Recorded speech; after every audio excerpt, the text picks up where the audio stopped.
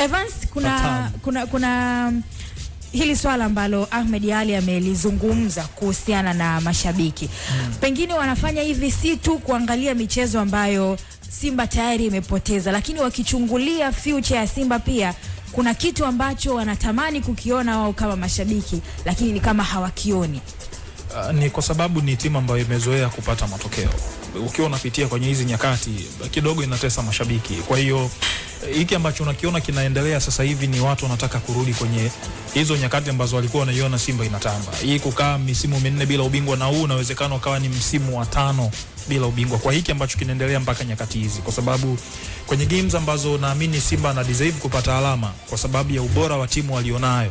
Yani achana na kitakachotokea uwanjani. Ubora tu wa timu walionayo na opponent anayecheza naye, unaamini kabisa ana zaidi ya 70% ya kupata matokeo, lakini vitu vinakuwa ni vice versa. Kwa hiyo mashabiki kuna namna wana feel hawatendewi haki na kile ambacho kinatokea uwanjani. Huenda ni sababu ni viongozi kwa aina wachezaji wanaosajili, huenda ni wachezaji wamekuwa hawajitumi. Kwa mashabiki wamekuwa na maswali mengi na wanahitaji ufumbuzi kutoka kwa viongozi wao wa timu. Sio kwa mtu mwingine yeyote. Hawahitaji ufumbuzi kutoka kwa upande wa pili wa timu yao. Wanahitaji viongozi na wachezaji. Tatizo la sisi kutokupata matokeo ni nini? Yani hiki tunachokipitia sasa hivi sababu kubwa ni nini? Kwa sababu kila shabiki ana namna ambavyo anatafsiri vitu. Na mtu anatafsiri kwenye njia ya kuamini kwamba ni viongozi ndio wanaifelisha timu kwa sababu yao kutokuelewana. Kuna baadhi ya wachezaji hawezi kuperform kwa sababu ya watu waliowaleta kwenye timu. Kuna wengine wanaamini ni sababu ni wachezaji. Kuna nyakati hao viongozi hawapo, wewe uko uwanjani unaweza kufanya zaidi ya kile ambacho umekifanya. Kwa hiyo kuna vitu vinatengeneza hizi pande mbili za mashabiki. Kuna baadhi ya mashabiki utaona wanasifia, kuna baadhi ya mashabiki wanaenda wanaponda. Kwa kila mtu anajua ni nini anakihitaji. Mimi naamini yani mashabiki wanachokitafuta, mashabiki wengi duniani hawahitaji kujua timu ina pesa kiasi gani, hawahitaji kujua timu inamiliki vitu gani. Furaha ya mchezo wa mpira wa miguu ni matokeo ya ushindi. Yes. Asante. Sasa nataka mnisaidie wachambuzi wa zamu. Steve Becker, yeye timu yake anataka icheze vipi kiufundi? Maanake kuna wengine wanataka kuona timu ilikuwepo Mapinduzi kule namna inavyocheza mchezo wa jana, kuwa ni muumini wa mfumo wa namna gani na style of play kwa ujumla wake. Kamanda, tukianza kwa Steve Becker ana tofauti sana na kama ulivyoona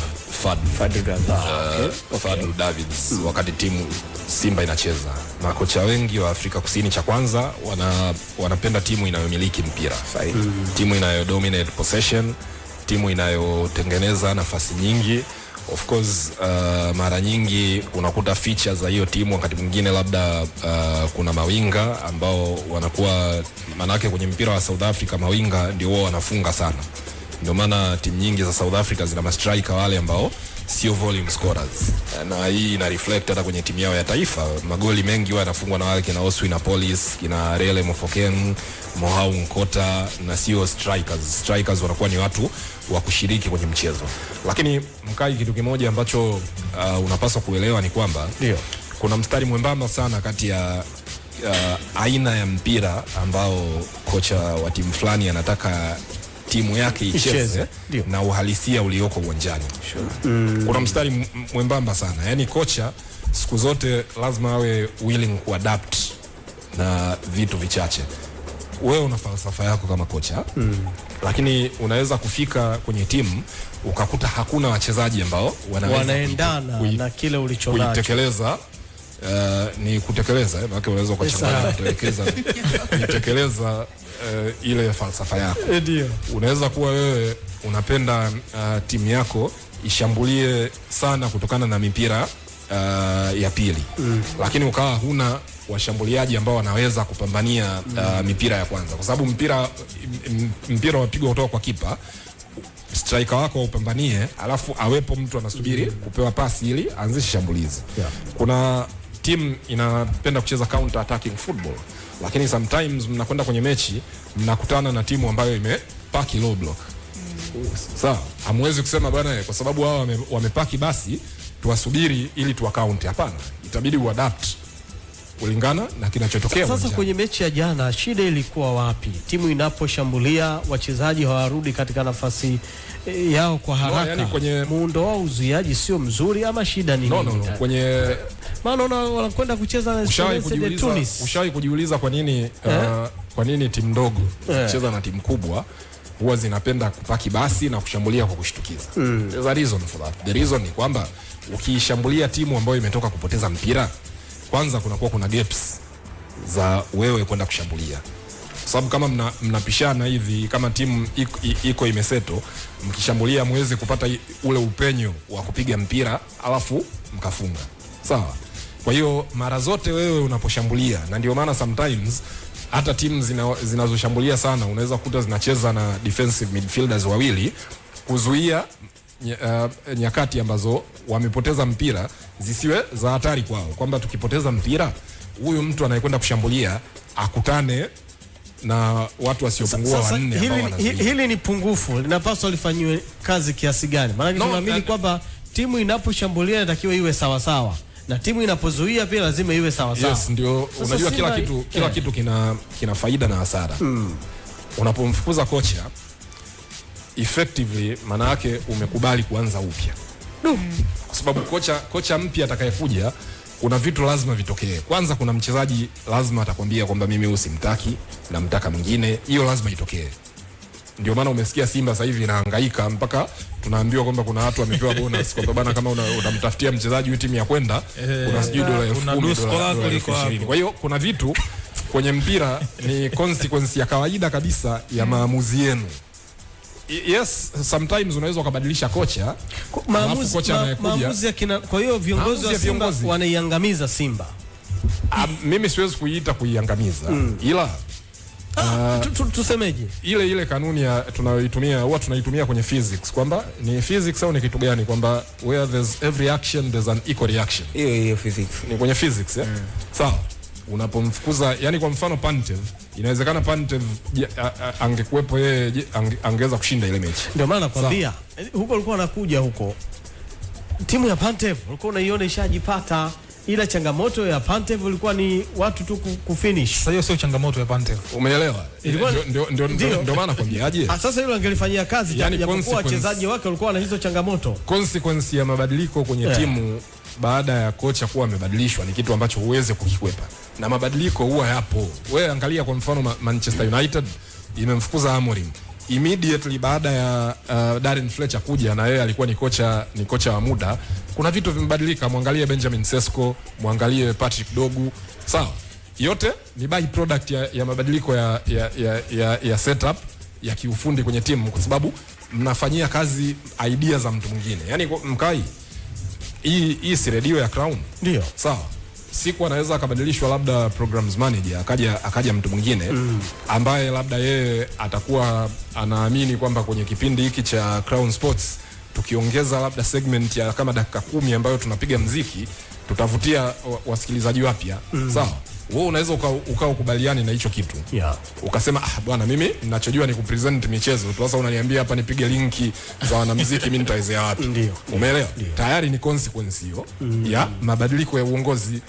Naelewa. Kwa hiyo yani katika hali ya kawaida, mimi ndo maana majuzi hapa mimi kuna interview moja nimefanya imetrend sana, nilipredict kwamba Man United watafungwa kwenye mechi yao ya dabi. Tutakuja kulizungumza. Ninachotaka kuzungumza ni kwamba kwenye ile interview nilizungumza kwamba mashabiki wa Simba wasiwe na high expectations, especially kwenye mechi za mwanzo za kocha mpya, kwa sababu kocha mpya atakapokuja, ule muda wa mwanzo ule sio muda wa yeye kubadilisha vitu vingi, especially kama ni mtu ambaye anatoka kwenye mazingira kama haya aliyotoka Steve Barker, akatoka Afrika Kusini huko kaja hapa. Sawa, kwa sababu hata wakati wa Fadu it didn't work out exactly toka mwanzoni. Fadu alipoteza baadhi ya mechi naye. Sawa, kama unakumbuka kwenye dabi kwenye Ngao alipoteza.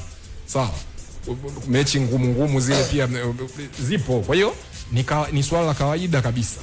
Unajua mtu yote ambaye anajua mpira unajua nini cha kutegemea. Alisaidiwa na kauli hii hapa kwamba tupo katika ujenzi wa timu. Sasa inabidi pia watoe kauli hivi sasa. Msimu wa kwanza wa kocha anaijenga timu. Kwa hiyo hata Steve Barker. Kwa hiyo sasa Simba hapo kwenye ujenzi wa timu. Timu ya Fadlu inabomolewa taratibu, kwa sababu timu ya Afrika finali ya shirikisho barani Afrika sio takiwa boreshe tu. Msimu uliopita kwa mfano Simba Awa, Ateba, Mkwala ambao wote sasa hivi hawapo, sababu Mkwala ameondoka, Awa ameondoka, Ateba ameondoka. Sawa, Kuna mtu kama Kagoma alikuwa kwenye first team, sasa hivi hayupo. Sawa, alikuwepo Zimbwe, sasa hivi hayupo. Kwa hiyo Ngoma naye aliondoka, timu imebadilika. Ngoma ameondoka, Debora Mavambo, timu imebadilika. Kwa hiyo na swala kwamba eti kwamba hata wewe aseme nini. Kwa hiyo Simba wanajenga timu kila msimu. Yani si hata nyumba yako. Unajua kuna kuboresha kwamba bwana msingi hapa umepasuka katikati hapa. Ama kuna ufa, hebu ni uboreshe. Kwa mfano Ashraf, hapa mtaani kwetu hapa kuna nyumba moja ya kishua ile, nadhani mshawahi kuiona. Pale ile nyumba wamiliki wake karibu kila wiki kuna kitu kinabadilika. Maboresho. Sasa hao ni maboresho. Ndio nasemaje? Maboresho lakini. Ni maboresho. Hata Simba pia inafanya maboresho. Umeelewa? Yaani siku zote atakapokuja kocha mpya, kubaliana na hali kwamba atakwambia kwamba kuna mchezaji amtaki, kuna mchezaji anamtaka. Unajua hiyo mifano sio mara ya kwanza. Kuna wakati Simba walikuwa na Mr. Tambwe, katoka kuwa top scorer kwenye ligi. Sawa. Alikuja hapa Patrick Firi akasemaje? Mimi bwana siamini katika washambuliaji wa kuvizia. Okay, sawa. Kamanda, tumekusikia. Elias Maguli. As long as wewe ndio umemleta kocha mpya, lazima umsikilize. Sasa dimba ni lako Ashraf Jeyara. Sana karibu. Kwa hiyo ni sahihi Ashraf, timu kuendelea kupoteza kwa sababu timu inajengwa? Kwenye ujenzi wa timu lazima ukubaliane na matokeo ya namna hii, na ni kitu ambacho mimi nimekuwa nikizungumza mara nyingi kwamba hii Simba hii sio timu ambayo inakupa viashiria vya kwenda kubeba ubingwa. Yaani timu ubingwa wote ule ambao wanashiriki. Yaani timu ambayo ina viashiria vya kwenda kubeba ubingwa haiwi namna hii, na nikazungumza kwamba namna ambavyo wanavyojenga hii timu kuna makosa makubwa sana ambayo wanayafanya, ambayo wanatakiwa kujifanyia tathmini kuona kwamba kwa namna ya hivi hii njia ambayo wanaipita nayo inawezekana ikienda hata miaka 35 wasibebe huo ubingwa kama wasipokubali kubadilika. Kwa sababu Mkai, tumetoka kuzungumza timu ambayo imefanya vizuri msimu uliopita kwa kiwango kikubwa sana. Nini kinatokea kwa wenzetu baada ya hivyo? Na tulikubaliana kwamba mwalimu anaijenga timu. Unajua kujenga unatakiwa uaccept kwanza, ukubali kwamba timu yangu imeanguka, natakiwa niinuke kutoka hapa. Na walikubali wakamleta kocha mwingine ambaye ni Fadu Davis.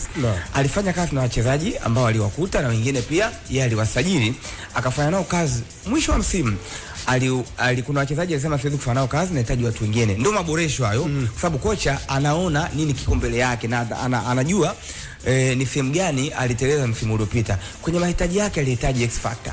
Sawa? Manake alikuwa anajua kwamba kuna mechi nilikuwa nashindwa kupata alama 3 kwa sababu nilikuwa nakosa mchezaji wa kaliba hiyo. So kwenye ule ujenzi wa namna yao walikuwa wanaenda kwenye njia iliyokuwa sahihi. Nini kimetokea? Fadu alipewa muda wa kutosha, aliaminiwa, akaitengeneza timu ambayo ilianza kuwa tishio na ndio ilifika finali na ikamaliza nafasi ya pili, ambapo kulikuwa na possibility ya wao kwenda kubeba ubingwa.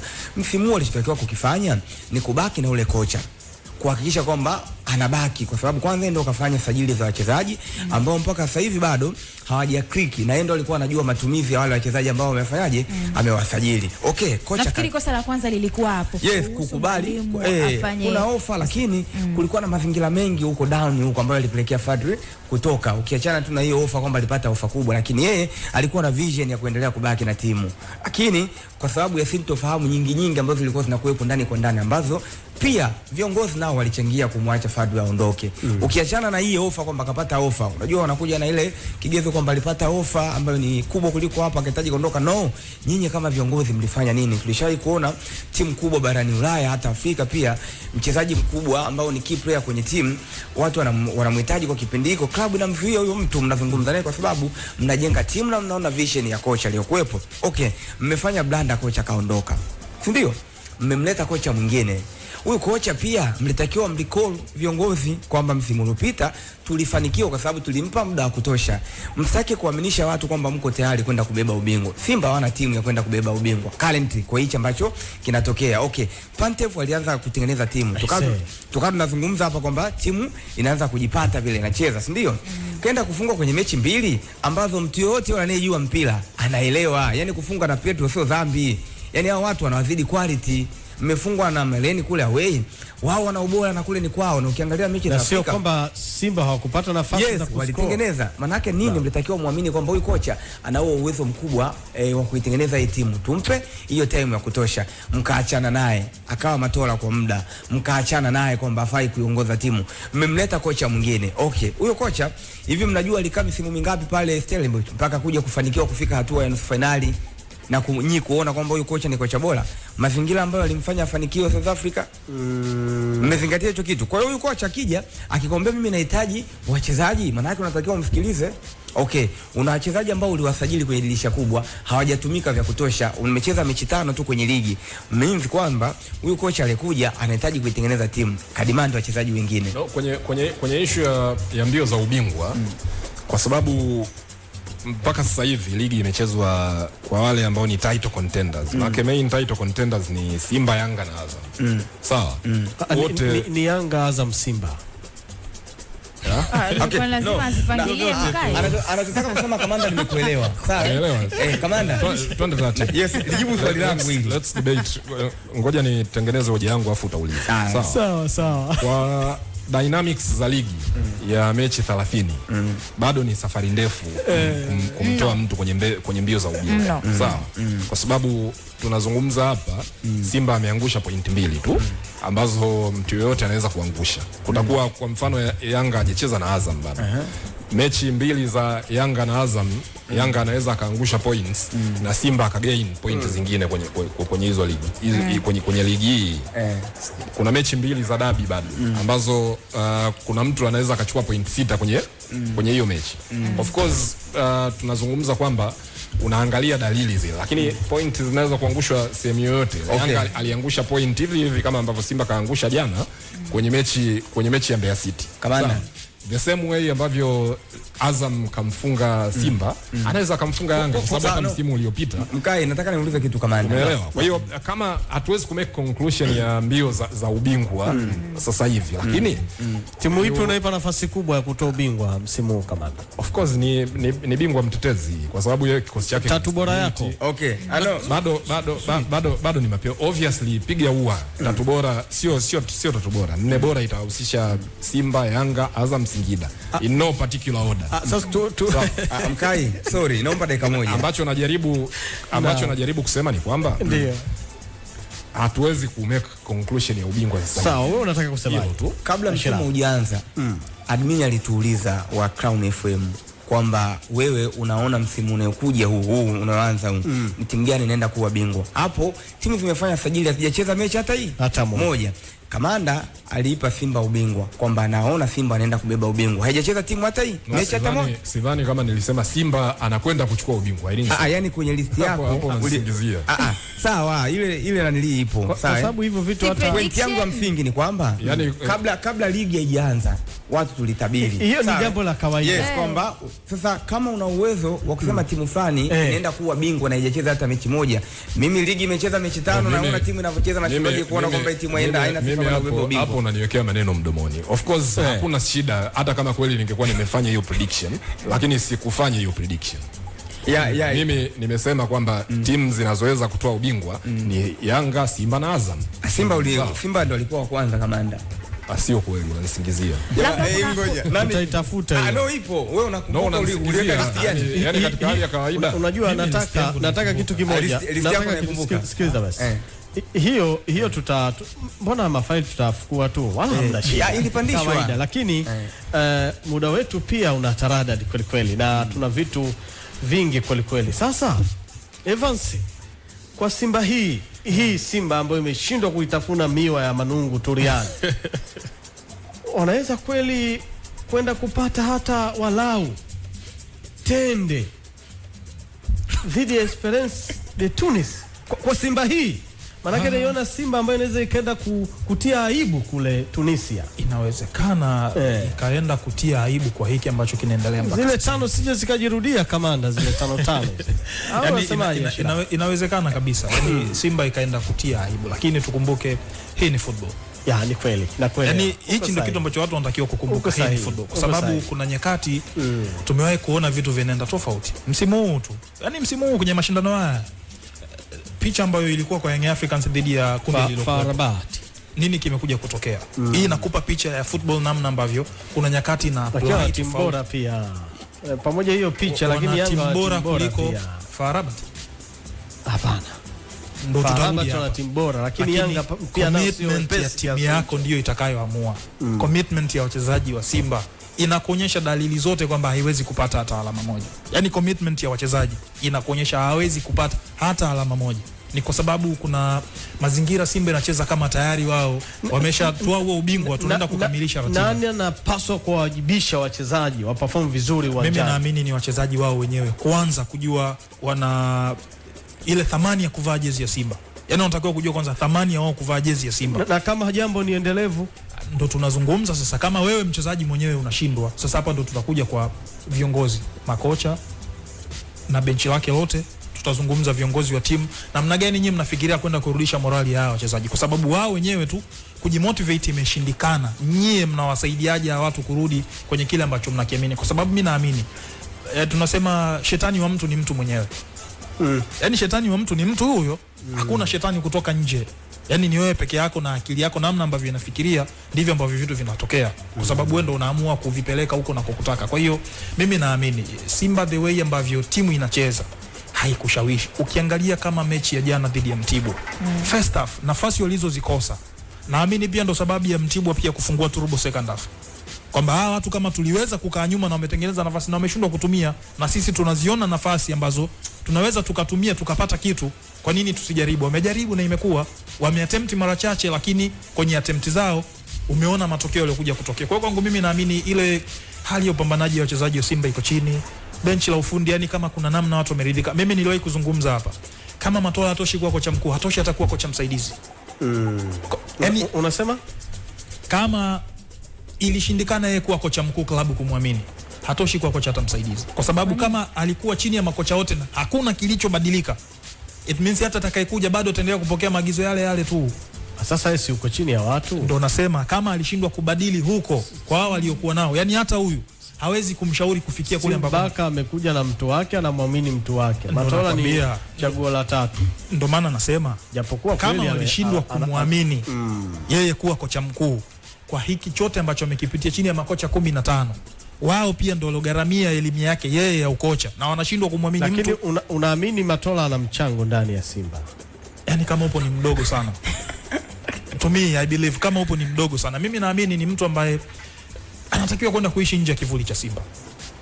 Kwa sababu yani muda wote aliotumia hapo, kama watu walitumia di gharama kukupeleka wewe shule na hawakuamini, it means huna unachowasaidia. Hata kuna muda utafika watamu. Labda kama ambacho anaweza kuwasaidia ni kutoa taarifa kutoka kwa kocha mkuu kwenda kwa viongozi kwamba kuna kikao cha kuwasema nyie. Hiki ndo nachoweza kuwaletea. Yaani kinachoendelea kwenye timu, kinachozungumzwa na wachezaji ni nini? Bana, kuna wachezaji wanapanga migomo, kuna wachezaji wanapanga hichi. Labda kama ndo yuko kwa sababu hiyo, lakini kama ni kwa sababu ya kuisaidia timu kwenye eneo la kiufundi, tumia hapana. Mbona nikipata fursa ya kuwasikiliza wachambuzi wengi ni kama mnambagaza Matola hivi? Angali ana mchango mkubwa sana ndani ya Simba. Mimi jambo la Matola nimeamua kuachana nalo kwa sababu I realize hiki kinachotokea yeye mwenyewe anakipenda. Kwa hiyo unajua mtu akifanya kitu ambacho anakipenda huwezi kumlaumu. Sawa. Kwa mfano ukiniona mimi labda nafanya kitu fulani ambacho kinaweza kusababisha mimi kupoteza ajira yangu hapa Crown Media. Na unaniambia na siachi kukifanya hicho kitu, maybe nimenuia kupoteza. Umeelewa? Kwa sababu katika hali ya kawaida haiwezekani sisi tukawa ndio tunatamani zaidi Matola awe kocha mkuu Simba kuliko yeye mwenyewe. Yaani sisi tunayoongea, kwani yeye anatamani ama anatakiwa apewe hiyo ajira na bosi wake? Sio kupewa, yani ni hivi Mkai. Mfano, sawa, wewe umeajiriwa hapa kama host Crown Media. Sahihi kabisa. Aje siku HR akwambie bwana Mkai, sisi tunaona wewe unafaa zaidi kwenye kitengo cha marketing kuliko kutangaza. Kwa hiyo tunakupangia kwamba utakuwa unatangaza kipindi mara moja tu Jumamosi kwenye Joga Bonito. Mshahara unaongezeka, si ndio? Unabaki vile vile tu. Lakini kivipi? Wewe jingine hilo. Yani wewe katikati ya wiki fanya majukumu ya marketing, alafu Jumamosi au Jumapili ndio utwange Joga Bonito. Ni kweli, lazima utaadmit tu. Wewe utakubaliana na hiyo hali? hata kama mshahara hata kama unaongezewa mshahara wewe unachokipenda wewe, mzigo utaongezeka. Mimi hata ukiniongezea mshahara nitatafuta sehemu ambako nitaenda kufanya kazi ninayoipenda mimi. Sina kuja mzigo umeongezeka. Sometimes kinachoponza wachezaji, yani hicho unachokizungumza ndio kinachoponza wachezaji wengi. Wakati mwingine hela sio kila kitu. Ila kwa Ashrafu kwa mfumo wa sasa.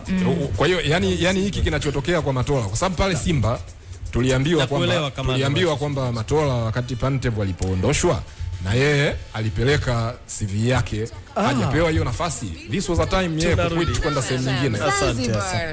Crown Media. Hapa ni nyumbani.